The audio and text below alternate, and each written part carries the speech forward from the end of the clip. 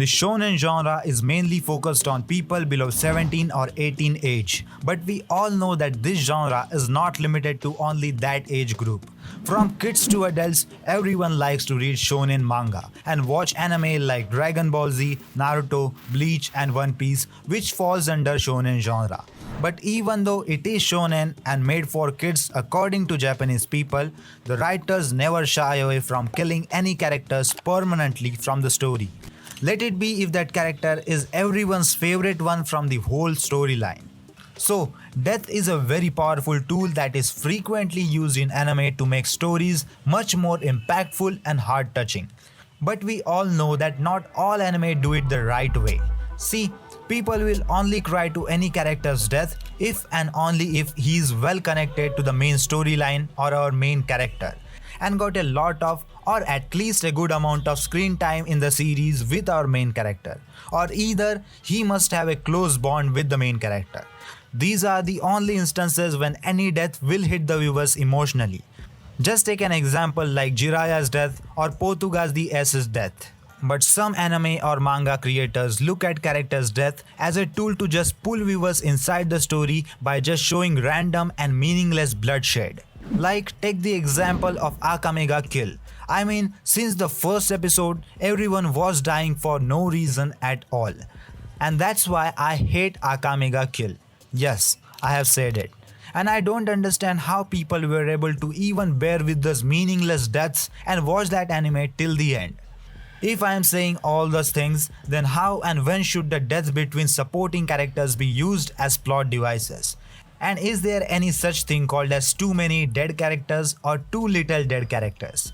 In terms of having many deaths, different series have dealt with in different ways.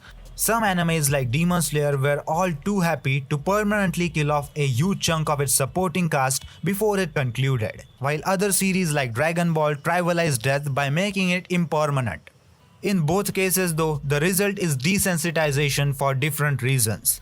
In the former case, the fact that nearly no life is guaranteed by the series end is established very early on, and therefore fans are given some incentive not to fall too hard for any one character.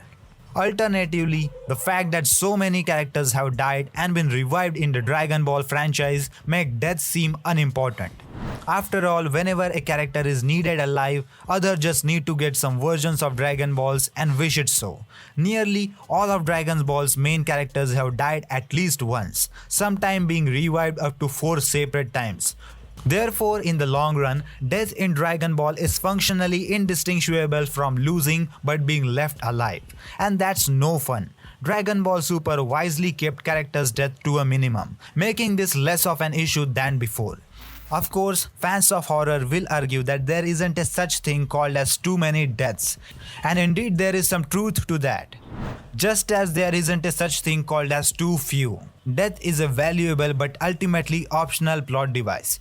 What's really important in whether death is worthwhile is how it moves its story plot forward and how the movement itself is executed. Most shonen series have a mixed record at best in terms of death among the supporting cast, regardless of their pedigree.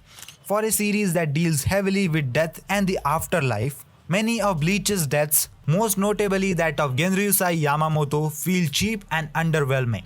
Other times, such as Retsu Unohana achieving her dream of dying in battle while making Kenpachi Zaraki stronger, feels far more justified.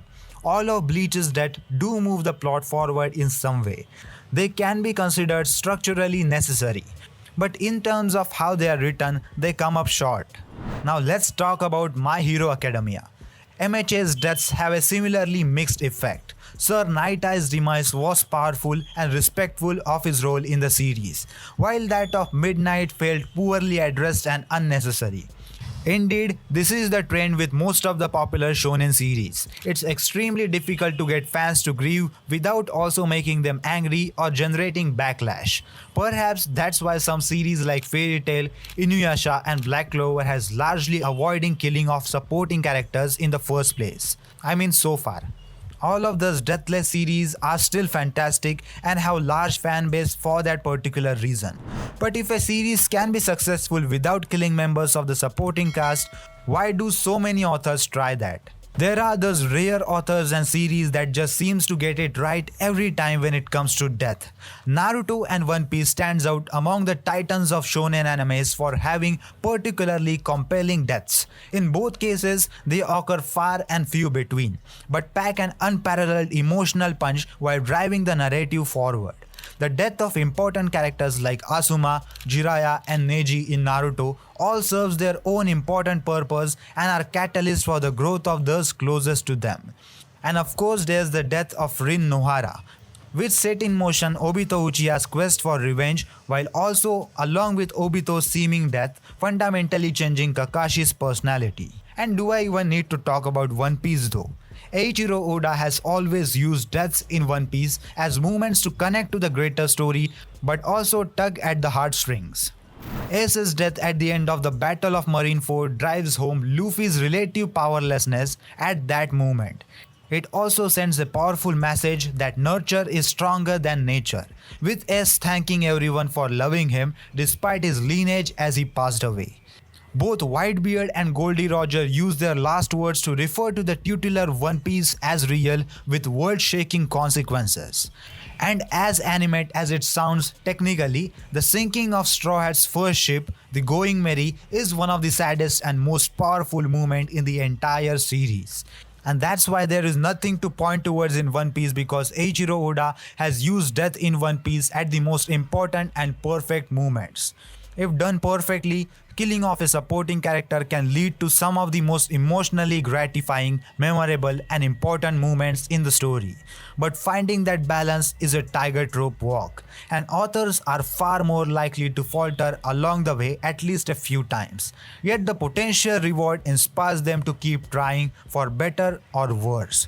They would be wise to look back at the past and see how they best managed to pull it off. What are your thoughts about deaths in shonen anime?